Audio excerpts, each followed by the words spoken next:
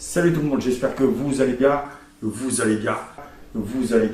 et que la famille se porte bien. Aujourd'hui, une toute nouvelle vidéo. Donc on va voir ensemble le start and stop. Donc, petite vidéo explicative, comment il fonctionne, les pannes les plus courantes. Donc comment il fonctionne?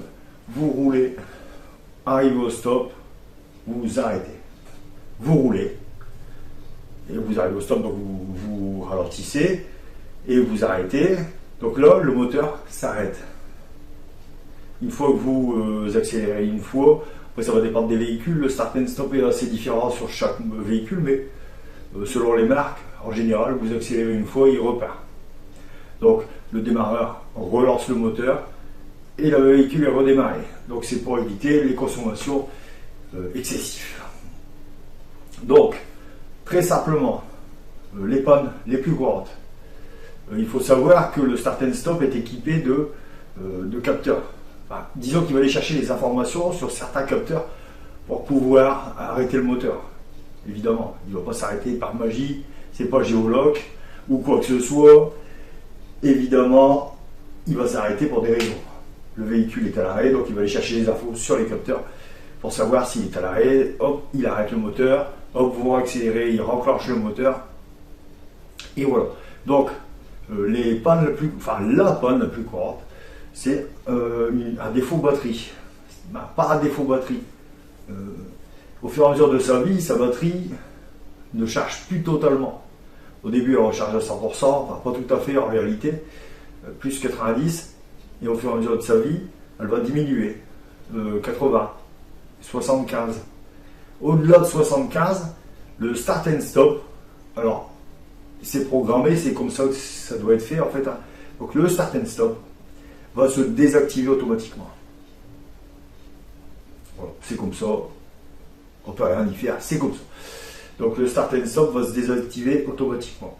C'est-à-dire il ne fonctionnera plus. Tout simplement parce qu'il n'a pas l'énergie nécessaire pour aller chercher sur les différents capteurs, tout ça. S'il doit s'arrêter ou quoi. Hein, on est d'accord? On est d'accord? Ok. Voilà. Donc, le panne le plus courante, c'est la batterie. Alors, la batterie n'est pas obligatoirement foutue. Hein, 75%, on peut encore tourner un sacré moment avec. Mais il n'y aura plus de start and stop. Sera désactivé. Il va se réactiver au moment où vous changerez la batterie. Il se remettra en route. Et le start and stop refonctionnera.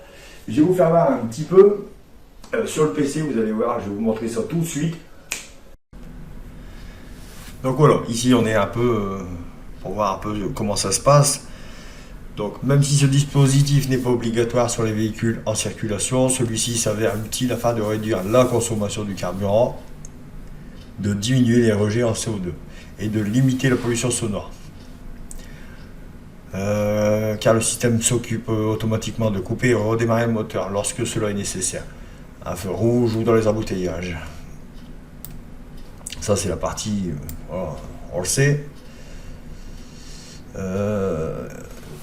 Est un système permettant de couper automatiquement le moteur lorsque celui-ci est à un arrêt prolongé de plus de 5 secondes environ, lorsque le conducteur enclenche le point mort, ou si le véhicule, si la vitesse de la voiture passe sous une valeur précise.